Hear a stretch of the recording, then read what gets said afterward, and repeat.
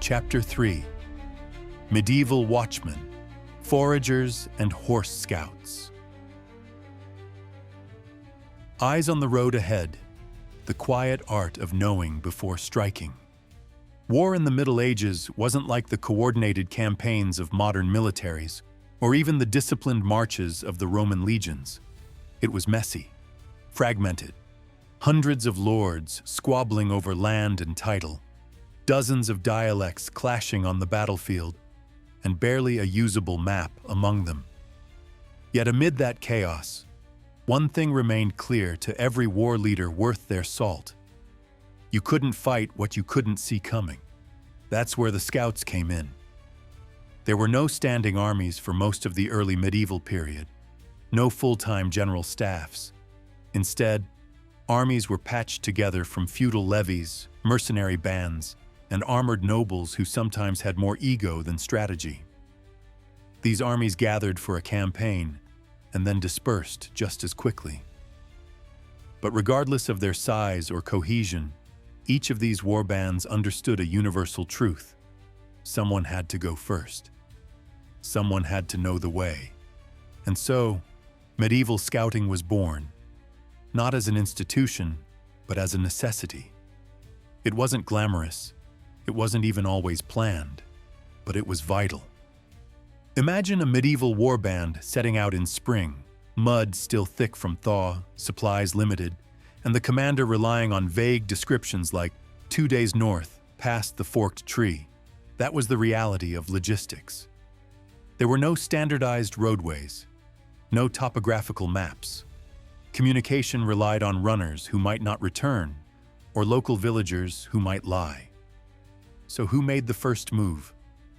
Usually, it was a handful of trusted men. These scouts might be hunters who knew the nearby woods like their own homes, messengers who had galloped from village to village, or footmen with a sharp sense of terrain and weather. They didn't carry banners or rank. They carried knowledge, sometimes in their heads, sometimes scratched onto parchment or carved into sticks with notches marking turns and landmarks. Scouts were expected to be invisible. Moving ahead of the army, often alone or in pairs, they watched for enemy movement, tested trails, looked for signs of ambush, and listened for distant horns or the faint ring of armor in the wind. Villagers might offer clues. Abandoned homes, burnt fields, or silent livestock all whispered warnings. It was a dangerous game. If captured, a scout wasn't treated as a prisoner of war. He was a spy. Execution was the common outcome. And yet they went anyway, because without them, the rest of the army might stumble blindly into death. After the fall of the Western Roman Empire, Europe fractured into competing kingdoms, but one group, the Franks, began to unify the pieces.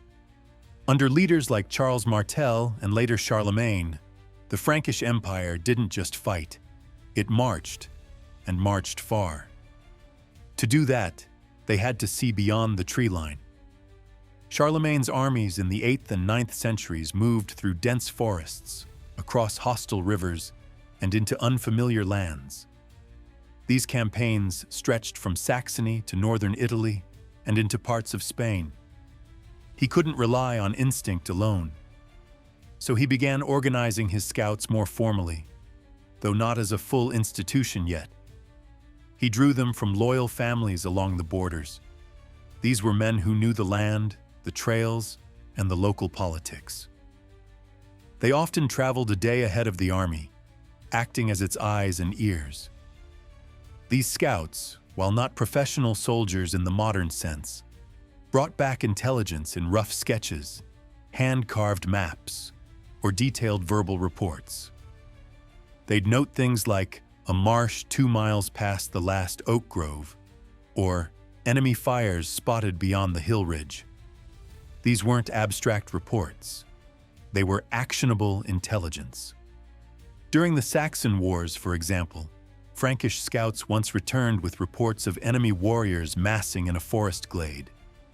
The terrain was too dense for a direct attack, but the scouts had found a narrow pass around the rear. Charlemagne split his force, flanked the enemy, and turned what could have been a trap into a rout. No major victory song mentions the scouts by name, but they set the conditions for the win. We often imagine scouts purely as forward observers, but in the medieval world, they had another essential duty: feeding the army. Armies couldn't carry months of provisions. There were no trucks, no pre-packed MREs, no logistics corps. Soldiers ate what they could find, or what the scouts could find for them. Enter the foragers. These weren't just gatherers. They were advanced recon units with a dual purpose.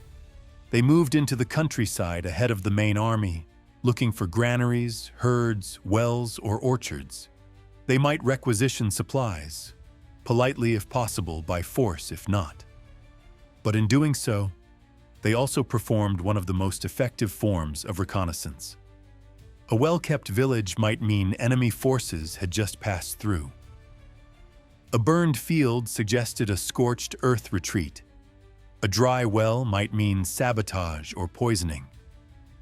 Everything meant something, and a good scout knew how to read it. During William the Conqueror's preparations for the Battle of Hastings, scouts were dispatched to find river fords and evaluate the defensibility of local villages. One team identified a shallow crossing on the Thames that allowed a flanking maneuver. It's easy to credit the knights for the battle's outcome, but that early intel gave William the advantage. Foraging wasn't just about food, it was about clues. By the time of the Crusades in the late 11th and early 12th centuries, European armies faced a whole new challenge.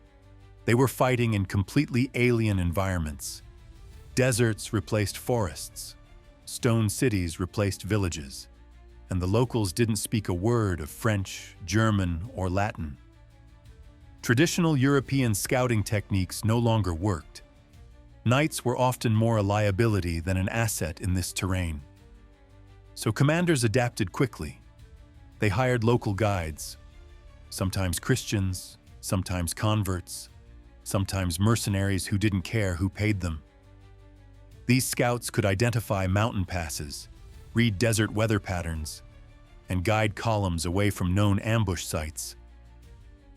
Of course, trust was always a gamble. Before the siege of Antioch in 1097, Bohemond of Taranto, one of the shrewdest leaders of the First Crusade, relied on Armenian scouts to identify a hidden postern gate in the city walls. That tiny weakness changed the entire outcome. Bohemond sent a small strike force through the gate at night. They opened the main doors from within, letting the Crusaders pour in. A siege that might have dragged on for months ended in a brutal but fast victory. Without scouts, that opportunity would have been invisible. As Europe filled with fortresses and castles, the role of the scout shifted again. It wasn't just about movement, it was about observation. Each castle was a node in a network. Scouts were posted on walls, in tower lookouts, or hidden in forest outposts.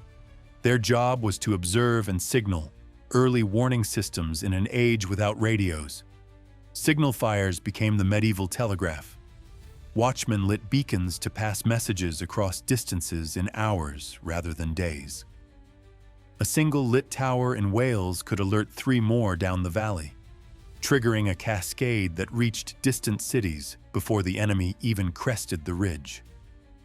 False alarms were dangerous, but missed alarms were worse. In Marcher territories, those unstable borderlands between England and Wales, local scouts were often the only warning before a raid.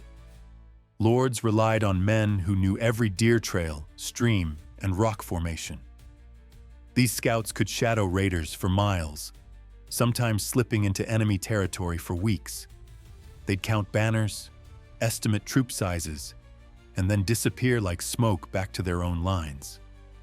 Many of them weren't formally trained, but they were highly valued, and sometimes the only reason a castle had time to raise its drawbridge. By the 14th and 15th centuries, things were changing. Slowly, armies were becoming more professional. Mercenary companies were growing, and some nations, especially England and France, began experimenting with more structured units. That shift bled into scouting, too. The idea of a fast, lightly armored cavalry force started to emerge, not just to harass or chase, but to see. These units were nimble. They traveled light, scouted terrain, and sometimes carried bows or crossbows to engage at range. They were the spiritual ancestors of later hussars and dragoons. English longbowmen during the 100 Years' War weren't just deadly in battle. Some served in scout groups ahead of the army, riding to river crossings, mapping roads, and intercepting messengers. Their reports shaped entire battle plans. One chronicler even described how, before Agincourt, a detachment of English scouts returned with news of deep mudfields and thick underbrush, information that led the English to take a defensive position, which would later funnel the French cavalry into a disastrous kill zone. These scouts didn't fight the battle, but they made the victory possible.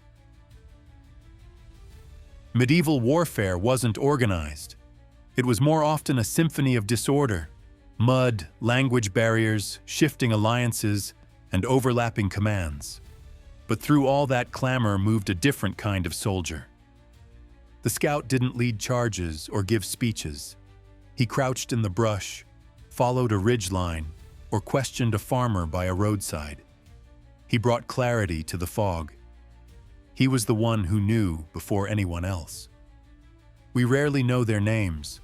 The chronicles mention the kings, the generals, the saints, and the traitors, but they forget the riders who moved ahead of the army by a day, crouched on cliffs and counted torches in the night. Yet every commander, every smart one, knew that battles weren't won on the field alone. They were won in the hours before, when someone already knew where the enemy was. That quiet legacy, moving first, watching in silence, guiding the storm, would shape the future of military reconnaissance for centuries to come.